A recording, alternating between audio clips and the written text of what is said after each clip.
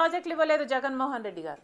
ఇంకోటి data centre 40,000 ఉద్యోగాలు ఇస్తామన్నారు అదానీ గారు. జగన్ డేటా సెంటర్లో అన్ని ఉద్యోగాలు వస్తాయా అండి? డేటా సెంటర్ అంటే డేటా స్టోరేజ్ చేసుకునే సెంటర్, హార్డ్వేర్ మోస్ట్లీ. 40,000 ఉద్యోగాలు ఇస్తామన్నారట, ఈయన ఇచ్చేశాడట. మరి జగన్మోహన్ రెడ్డి గారికి ఎంత లంచం వచ్చి ఉండాలి? బీచ్ శాండ్ మైనింగ్ మొత్తం అదానీకే. జగన్మోహన్ రెడ్డి గారికి ఎంత లంచం వచ్చింది? సబ్మరీన్, విశాఖపట్నంలో ఏదో సబ్మరీన్ డీలు, మరి జగన్మోహన్ రెడ్డి గారికి ఎంత లంచం వచ్చింది? ఇలాంటివి ఎన్ని ఉన్నాయి. జగన్మోహన్ రెడ్డి గారికి ఎంత లంచం వచ్చింది? ఆంధ్ర రాష్ట్రాన్ని ఒక బ్లాంక్ చెక్గా అదానికి రాసిచ్చేశాడు జగన్మోహన్ రెడ్డి గారు. ఆంధ్ర రాష్ట్రాన్ని కాస్త అదానీ రాష్ట్రంగా చేశారు.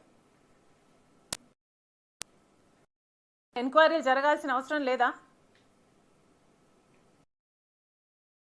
చంద్రబాబు గారిని కాంగ్రెస్ చేస్తుంది. ఏ డీల్ అయితే జగన్మోహన్ రెడ్డి గారు ఈ సోలార్ పవర్కు సంబంధించిన డీలు 25 సంవత్సరానికి చేశారో, ఈ పవర్ సప్లై అగ్రిమెంటు, అది వెంటనే రద్దు చేయాలని కాంగ్రెస్ పార్టీ చంద్రబాబు గారిని డిమాండ్ చేస్తుంది. అంతేకాదు, అదానీని అంతర్జాతీయ స్థాయిలో అవినీతి పరుడుగా డిక్లేర్ అయ్యాడు కాబట్టి ఆయనను కూడా మన రాష్ట్రంలో, ఆంధ్ర రాష్ట్రంలో బ్లాక్ లిస్ట్ చేయాల్సిన అవసరం ఉంది. అంతేకాదు, అదానీ జగన్మోహన్ రెడ్డి గారు చేసిన అన్ని డీల్స్ని కూడా ఎంక్వైరీ వేయాలని కాంగ్రెస్ పార్టీ డిమాండ్ చేస్తుంది. ఇప్పుడు ఏ డీల్స్ అయితే జగన్మోహన్ రెడ్డి గారు కుదుర్చుకున్నారో ఆ డీల్స్ కూడా సబబో కాదో క్యాన్సిల్ చేయాలో చంద్రబాబు గారు గత 10 సంవత్సరాలుగా ఒక్కరనే చూశాం, ఒక్కటిగానే పనిచేయడం చూశాం. మన దేశంలో ఇప్పటికే 100ల కొద్దీ మొదానీ స్కామ్లు ఉన్నాయి. కాంగ్రెస్ పార్టీ గొంతు చించుకొని ఎన్నిసార్లు ఎంక్వైరీలు వేయమన్నా ఒక్క ఈడీ కానీ, ఒక సెబీ కానీ, సెబీ చీఫ్ కూడా వాళ్ళ చేతుల్లోనే ఉంది. ఒక్కసారి కూడా అదానీ మీద ఒక్క చర్య కూడా తీసుకోలేదు మోడీ గారు. కానీ ఈరోజు అమెరికాలో సెబీకి ఈక్వలెంట్ అయిన అక్కడ సెక్యూరిటీస్ అండ్ ఎక్స్చేంజ్ కమిషన్ అవినీతికి పాల్పడ్డాడు అదానీ అని చెప్తున్నా కూడా, వాళ్ళు ఇండైక్ట్ చేసినా కూడా, అంటే ఎఫ్ఐఆర్ లాంటిది నమోదు చేసినా కూడా, ఈ రోజుటి వరకు కూడా మోడీ ఇప్పటికీ కూడా యాక్షన్ తీసుకోకపోతే ఇక మోడీ అవినీతిలో కూరుకుపోయాడన్న విషయం దేశ ప్రజలకు స్పష్టంగా అర్థం అవ్వాలి, అవుతుంది. మళ్ళీ చెప్తున్నాం, ఇది దేశానికే అవమానకరం. గౌతమ్ అదానీ అన్నవాడు కేవలం గత 10-12 సంవత్సరాలలోనే ఎంతగా ఎదిగాడో దేశమంతా చూసింది. ఈరోజు he's probably one of the top 1 or 1st or 2nd richest man.